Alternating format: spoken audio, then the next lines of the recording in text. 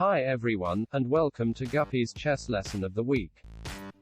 Today's episode will be the first of my weekly series of chess lessons. I've decided to create these lessons to help players improve tactically. As most chess websites require memberships for more puzzles, and those websites that do offer lots of puzzles do not have explanations for the solutions.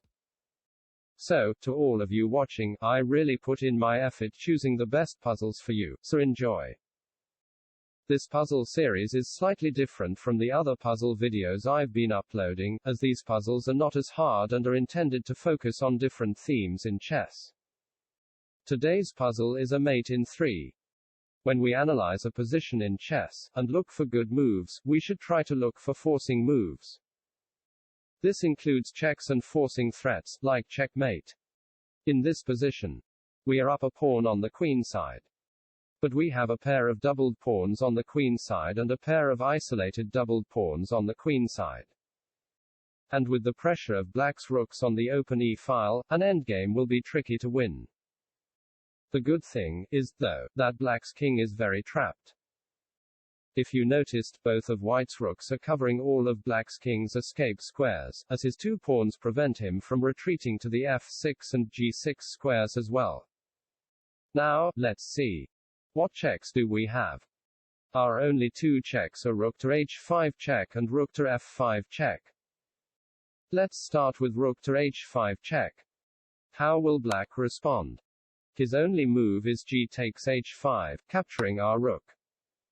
Is there a checkmate, or any compensation for the rook? Our only check now, rook to f5, simply forces the king to the 6th rank, and there is no checkmate, material or positional compensation for the rook. Now, what about starting with rook to f5 check? Again, black captures our rook with g takes f5. Now, we have two options. Rook to h5 check or rook to g7 check. Rook to h5 check allows black's king to run to g6, and similarly, we have just hung a rook. Then, let's try rook to g7 check. Black's king has no choice but to run to h6, and I think we have a checkmate. Consider our two checks again, g5 and knight takes f5. Would you play g5 check? I hope not. Black will then capture our rook, and we will be two rooks down without compensation. Instead, let's play knight takes f5 check. No, it's not a check, but checkmate. Our rook guards the h7, g6 and g5 squares and our pawn protects the h5 square, leaving black's king with no squares to run to.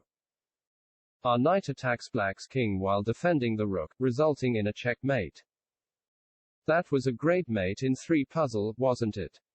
I hope you learned something from this lesson.